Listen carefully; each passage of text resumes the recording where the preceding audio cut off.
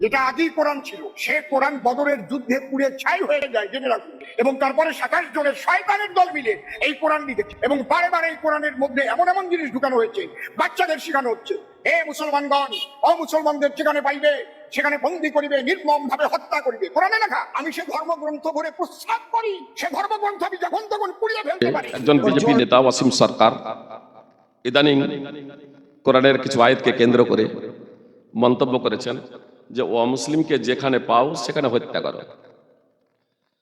কোরআনে এ কথা লেখা আছে।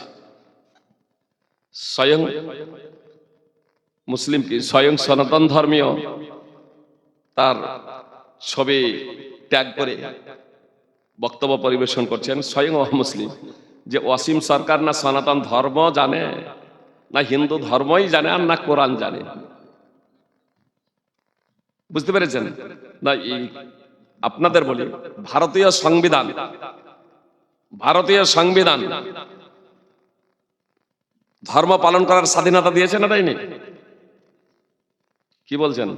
ধর্ম পালন করার স্বাধীনতা দিয়েছে। তাই কোরআনে কি আছে না আছে এটা না জেনে দিয়ে দিয়েছেন। আসলে অসীম সরকার নিজের অজ্ঞতা এবং মূর্খতার পরিচয় দিয়েছেন। যদি তার নিজের ধর্ম যদি জানতেন তাহলে এ কথা বলতেন না। শ্রীমদ্ ভগবত গীতা আপনি উঠাবেন, অর্জুন যখন বলছে আমি যুদ্ধ করব না, যুদ্ধের ময়দানে গিয়ে দেখছেন তারা আত্মীয় স্বজনের বিরুদ্ধে রয়েছে যুদ্ধের ময়দানে, তো যুদ্ধ না করা থেকে তিনি পিছিয়ে যাচ্ছেন।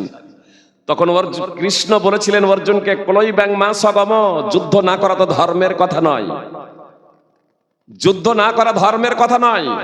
যে কেন্দ্রীয় গোয়েন্দা অফিসে স্বয়ং ডিএসপির সামনে যখন আমাদেরকে জিজ্ঞেস করেছিলেন, আমার বাম পাশে মাস্টার আবু ফাইসাল সালমান আলিমান মিশরের ডিরেক্টর বসে আছেন, তিনি সেদিন উপস্থিত ছিলেন। আরো এক মাস্টার ছিলেন, মাস্টার বাশির, 5 গ্রামের মারা গেছেন, আল্লাহ তাআলা তাকে জান্নাত নসিব করুন। তো সেদিন দুটো ছেলেকে যখন অ্যারেস্ট যখন করা হয় মুসলিম, তখন গিয়েছিলাম আমরা যে যেন তদন্তের নামে মুসলিমদের হয়রানি না করা হয়, এই বিষয়টা জানানোর জন্যই মূলত আমরা উপস্থিত হয়েছিলাম সেখানে। তখন আমাদেরকে জিজ্ঞেস করেছিলেন, আপনারা জিহাদে বিশ্বাস করেন? তখন আমরা বলেছিলাম যে শুধু আমরাই না, প্রতিটা মুসলিম জিহাদে বিশ্বাস করে। যে প্রতিটা মুসলিম, কথা খুব মনোযোগ দিয়ে শুনবেন, প্রতিটা মুসলিম জিহাদে বিশ্বাস করে। তার কারণে এই কোরআনে জিহাদের কথা লেখা আছে, কোরআনে জিহাদের কথা লেখা আছে, হাদিসে জিহাদের কথা লেখা আছে। এজন্য প্রতিটা মুসলিম জিহাদে বিশ্বাস করে। আর ইসলামে জিহাদ আছে বলেই আমরা ইংরেজদের বিরুদ্ধে জিহাদ করে ভারতকে স্বাধীন করেছি। সব থেকে বেশি এই ভারতের রক্ত, এই সব থেকে বেশি ভারতের মাটিতে যদি কারো রক্ত মিশে থাকে তাহলে আমার বাপ দাদাদের, আমার পূর্বপুরুষদের, আহলে হাদিসদের সব থেকে বেশি রক্ত এই ভারতের মাটিতে আছে। ইসলামে জিহাদ আছে বলেই, কোরআনে জিহাদ আছে বলেই এটা আমরা জিহাদ করেছি। সেদিন আমি এই কথাটাও বলেছিলাম, কলই ব্যাং মা সগম, কৃষ্ণ অর্জুনকে বলেছিলেন যুদ্ধ না করা ধর্মের কথা নয়। মহাভারতে যুদ্ধের কথা আছে, বাইবেলে যুদ্ধের কথা আছে। কোটি কোটি টাকা খরচ করে, কোটি কোটি বিলিয়ন ডলার খরচ করে এই উন্নত দেশগুলো, আমাদের ভারতও কেন সেনাবাহিনী পুষছেন? আরে জঙ্গি এবং সন্ত্রাসমূলক কার্যকলাপ দমন করার লক্ষ্য এবং উদ্দেশ্যেই, দেশের রক্ষাতে, দেশের হেফাজতের কারণে। তো দেশের হেফাজত, দেশের রক্ষা, দেশের সংরক্ষণ এবং শান্তি শৃঙ্খলা বজায় রাখার লক্ষ্য এবং উদ্দেশ্যে যুদ্ধের প্রয়োজন। এবং যুদ্ধের প্রয়োজন তো জিহাদ, আমি সেদিন জিহাদটাকে খুব সংক্ষেপে বলি। জিহাদটাকে আমি বলেছিলাম একজন দক্ষ সার্জনের সার্জারির মতো। ব্লেডে যদি আঁচড় যদি কেউ যদি কাটে তাহলে এটা অপরাধ। সাধারণ মানুষ যদি ব্লেডে যদি দাগ দিয়ে ও যদি দেয় শরীরে তাহলে এটা অপরাধ। কিন্তু একজন দক্ষ সার্জনের কাছে গিয়ে আপনি অঙ্গ কেটে বাদ দিয়ে দিবেন, তবু আরো টাকা দিয়ে যে যত বেশি অঙ্গ কেটে ভালোভাবে বাদ দিতে পারবে প্রয়োজনে, তখন সে বেশি তত দক্ষ। আর আমরা ভালোটা খুঁজে বেড়াই যে কে ভালো, অঙ্গটা কেটে বাদ দেবে, যখন অঙ্গ কেটে বাদ দেওয়ার মতো পরিস্থিতি হয়ে যাবে। তো ইসলামী জিহাদটা হলো এই রকম। দিয়ে আমি সেদিন একটা কথা বলেছিলাম, সূরা মাইদা 5 নম্বর সূরার 32 নম্বর আয়াত আল্লাহ তাআলা বললেন, মান কাতালা নাফসাম বিগাইরি নাফসিন আও ফাসাদিন ফিল আরদি ফাকান্নামা কাতালান নাস জামিআ। একজন যে নিরীহ মানুষকে হত্যা করে সে সমগ্র মানব জাতিকে হত্যা করলো। সূরা মাইদা 5 নম্বর সূরার 32 নম্বর আয়াত। সঙ্গে সঙ্গে সেদিন ডিএসপি একজন কলকাতার টিভি প্রযোজককে ফোন করেছিলেন, আরে যারা ইসলাম সম্পর্কে অবগত তাদের কথা আপনারা প্রচার করছেন না? যদি তাদের কথাগুলো প্রচার করেন তাহলে দেশে সাম্প্রদায়িক সম্প্রীতি বজায় থাকে। আমার নম্বরও নিয়েছিলেন, আমাকে নম্বর দিয়েছিলেন। ডাকাতদের কথা আমি নিজেই ফোন করেছিলাম, এখন অবধি আমাকে ডাকে নাই। বলা বাহুল্য, যে আয়াত পেশ করেছেন তিনি তার অগ্র পশ্চাৎ প্রেক্ষাপট পরিস্থিতি পর্যালোচনা না করে সাধারণভাবে একটা কথা উত্থাপন করে দিয়েছেন। যুদ্ধের ময়দানে যুদ্ধের পরিস্থিতিতে যুদ্ধরত অবস্থায় কি বলবেন নিজের দেশের সেনাবাহিনীকে? কোন দেশের সরকার বলবে যে তোমরা আত্মসমর্পণ করে দাও, তোমরা যে মরে যাও? না, বলবে তোমরা সাহসের সহিত বীর বিক্রমে লড়াই করো। যদি আমাদের ভারতের যদি বাংলাদেশের সাথে লড়াই যদি হয়, তাহলে আমাদের ভারতীয় আমাদেরকে বলবেন না আমাদের স্বরাষ্ট্রমন্ত্রী যে তোমরা বীর বিক্রমে লড়াই করো, দেশের হেফাজত এবং সংরক্ষণ করো? বলবেন না? এবং এটাই তো হওয়া উচিত।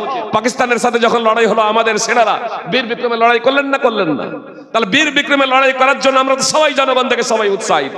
তো যুদ্ধের ময়দানে কিন্তু এই যুদ্ধের পরিস্থিতি আল্লাহ তাআলা কি বলছেন, ওয়াইন জানাহু লিসালমি ফাজনাহ লাহা। যদি তারা আত্মসমর্পণ করে, চুক্তির জন্য যদি তারা নত হয়ে যায়, যুদ্ধ চলছে সেই অবস্থায় যদি শত্রু যদি বলে আর যুদ্ধ করব না, তাহলে সেটা মেনে নাও। ওসামা রাদিয়াল্লাহু তাআলা আনহু বলছেন যে আল্লাহ রাসূল একজন আত্মসমর্পণ, লা ইলাহা ইল্লাল্লাহ, এটা হলো আত্মসমর্পণের বিষয়। বুঝতে পেরেছেন? একজন ব্যক্তি যুদ্ধের ময়দানে লা ইলাহা ইল্লাল্লাহ বলেছে, ওসামা বিন যায়েদ রাদিয়াল্লাহু তাআলা আনহু তাকে হত্যা করে দিলেন। মুহাম্মদ সাল্লাল্লাহু আলাইহি সাল্লামকে বলা হলো যে আল্লাহ রাসূল সাল্লাল্লাহু আলাইহি সাল্লাম, আমি যখন তাকে পূর্ণ নাগালের মধ্যে পেয়েছি তখন সে বলছে লা ইলাহা ইল্লাল্লাহ, মানে ভয়ে সে বলছে লা ইলাহা ইল্লাল্লাহ। তো মুহাম্মদ সাল্লাল্লাহু আলাইহি সাল্লাম বলছেন তারপরেও তুমি হত্যা করে দিয়েছো? বলছে আল্লাহ রাসূল, সে অনেক মুসলমানকে আহত করেছে এবং উমুককে সে শহীদ করে দিয়েছে। তারপরে যখন আমি সুযোগ বুঝে পূর্ণ নিয়ন্ত্রণে পেয়ে গেছি আর তার বাঁচার কোনো পথ নেই, তখন সে আত্মসমর্পণ করছে। মুহাম্মদ সাল্লাল্লাহু আলাইহি সাল্লাম বলছেন, শাকাকতা আন কালবি, তুমি কি তার অন্তরটা ফেড়ে দেখেছো? তুমি কি তার অন্তরটা চিরে দেখেছো? কাইফা তাসনাউ বিলা ইলাহা ইল্লাল্লাহ ইযা জাত ইয়াউমাল কিয়ামা, যেদিন লা ইলাহা ইল্লাল্লাহ নিয়ে উপস্থিত হবে সেদিন তুমি কি করবে? উসামা বলছেন, আল্লাহ রাসূল আমার জন্য ক্ষমা প্রার্থনা করুন। আল্লাহ রাসূল সাল্লাল্লাহু আলাইহি সাল্লাম বারবার এই কথাটি বলতে শুরু করলেন। ওসামা রাদিয়াল্লাহু তাআলা আনহু বলছেন যে আজ যদি আমি ইসলাম কবুল করতাম, অর্থাৎ এর আগে যদি আমি ইসলাম কবুল যদি না করতাম, এই দৃশ্য দেখে যে একজন ব্যক্তিকে হত্যা করাটা কত অপরাধ, যুদ্ধের ময়দানে আত্মসমর্পণ করছে, তারপরেও সুপ্রিয় ভাই এবং বোন, সহিহ মুসলিমের হাদিস নম্বর 97, কেউ যদি বলেন যে সে লা ইলাহা ইল্লাল্লাহ বলেছে, শুধু লা ইলাহা ইল্লাল্লাহ আত্মসমর্পণ যে আমি যুদ্ধ করব না। সুতরাং জাবির বিন আব্দুল্লাহ রাদিয়াল্লাহু তাআলা আনহু সূত্রে বর্ণিত, একদা রাসূল সাল্লাল্লাহু আলাইহি সাল্লাম তার তরবারিখানা বাবুল গাছে ঝুলিয়ে রেখেছিলেন, আর একজন মুশরিক গুটি গুটি পায়ে এসে তরবারিখানা হাতে নিয়ে কোষ মুক্ত করে মুহাম্মদ সাল্লাল্লাহু আলাইহি সাল্লামের উপরে মাথার উপরে ধারণ করেছে।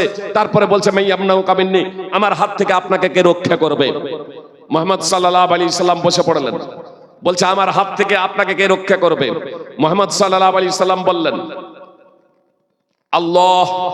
ফাসাকাতা সাইফু মিন ইয়াদি, অন্তরের অন্তঃস্থল থেকে যখন একজন, বিশেষ করে নবী, তার অন্তরের অন্তঃস্থল থেকে যখন মুখে উচ্চারিত হয় আল্লাহ, কি প্রতিক্রিয়া দেখুন, যে মহান আল্লাহ তাআলার নিয়ন্ত্রণে সবকিছু।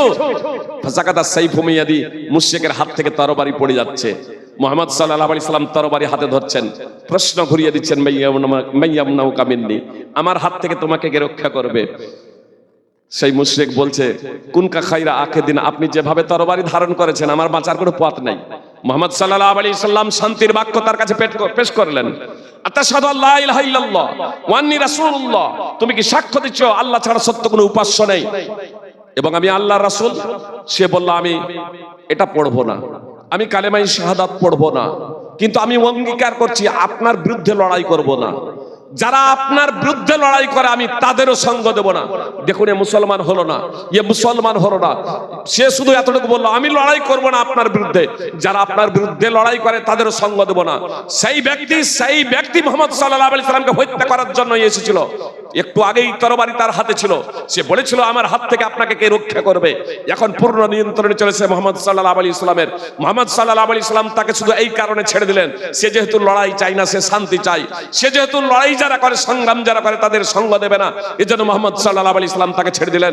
শত্রু ভেবে, মুহাম্মদ সাল্লাল্লাহু আলাইহি সাল্লামকে শত্রু ভেবে যে হত্যা করতে এসেছিল, সেই ব্যক্তি যখন তার জাতির কাছে ফিরে যাচ্ছে, তখন বলছে কাদ জিতুকুম মিন ইনদি খায়রিন নাস, আমি তোমাদের কাছে এলাম পৃথিবীর শ্রেষ্ঠতম ব্যক্তির নিকট থেকে। মুসনাদ আহমদ হাদিস নম্বর 14910 এবং 15190। হাদিসটি সংক্ষিপ্তভাবে সহিহ বুখারী এবং মুসলিমে আছে। ফল কথা, অসীম সরকার প্রেক্ষাপট পরিস্থিতিকে পর্যালোচনা না করেই আলোচনা করেছে। মুসলিম যারা আছেন এবং যারা অমুসলিম আছেন তাদের সকলকেই বলবো যে আবেগে নয়, এবং আমি আপনাদেরকে বলবো অসীম সরকারকে গাল দেবেন না। প্রশাসনিক বিভাগে যে প্রয়োজনে আদালত আছে, আদালতে আপনি মামলা করুন, শান্তি শৃঙ্খলা যেহেতু বজায় রাখুন, এবং গালি পর্যন্ত দেবেন না, মারার কেউ তাকে হুমকি দেবেন না। জি, এটা ইসলামী শাসন ক্ষমতা নাই, এখানে গণতন্ত্র দেশ, এর জন্য আইন রয়েছে। সেই আইন অনুযায়ী আপনারা আদালতে মামলা ঠুকতে পারেন, মামলা ঠুকুন, যাতে কেউ কোরআন এবং ইসলামকে নিয়ে ব্যঙ্গ বিদ্রুপ করতে সাহস না পায়। আল্লাহ তাআলা আমাদের প্রত্যেককে পবিত্র কোরআন ও সুন্নাহ অনুযায়ী জীবনযাপন করার তৌফিক দান করেন, আমিন। আসসালামু আলাইকুম ওয়া রাহমাতুল্লাহি ওয়া বারাকাতুহু।